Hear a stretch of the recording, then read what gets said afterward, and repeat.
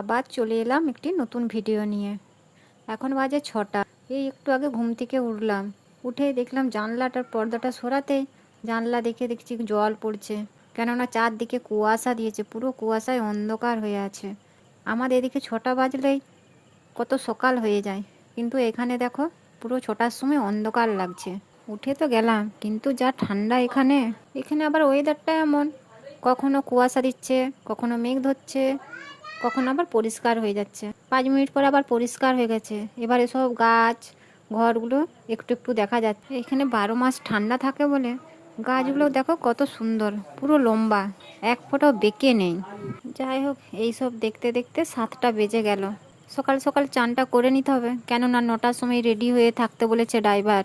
এবার নেপাল যেতে হবে না, নেপালে আবার পারমিশন করাতে হবে, ওইখানে অনেকটা টাইম লেগে যাবে। আমার মেয়ে যখন সিকিমে পড়েছিল না, তখন মেয়ের বান্ধবীগুলো সব নেপালের গল্প করতো। তখন বলতো আন্টি একবার নেপাল ঘুরে আসবে। তখন বলতাম হ্যাঁ যাব নেপাল। অবশেষে এতদিনে নেপাল যাচ্ছি। যাই হোক, ওরা এখন ঘুমোচ্ছে, আমি আগে চানটা করে নিই। চানটা করে নিয়ে এসে ওদিকে তুলবো।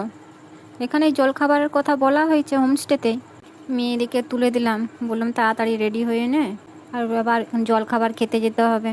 ওখানে বলে গেল জলখাবার হয়ে গেছে, 8:30টার মধ্যেই হয়ে গেল জলখাবার ওদের। আমরা সবাই রেডি হয়ে গেলাম, আবার নিচে গেলাম জলখাবার খেতে।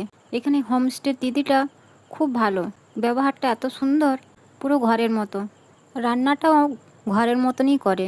আগের দিন রাতে রুটি আর সবজি করেছিলাম, সবজিটা এত সুন্দর বানিয়েছিল, খুব সুন্দর খেতে লাগছিল। যাই হোক, জলখাবার খেয়ে সবাই বেরিয়ে পড়লাম। তো নেপাল ঢুকলাম, ঢোকার পরেই মনেস্ট্রিতে গেছিলাম। এখানে পুরো শান্ত পরিবেশ, একটা কেউ কথা বলছে না, কিছু না। আর যারা যারা সব কথা বলছে খুব আস্তে আস্তে। এখানে এত সুন্দর শান্ত পরিবেশ না, মন ভরে যাবে।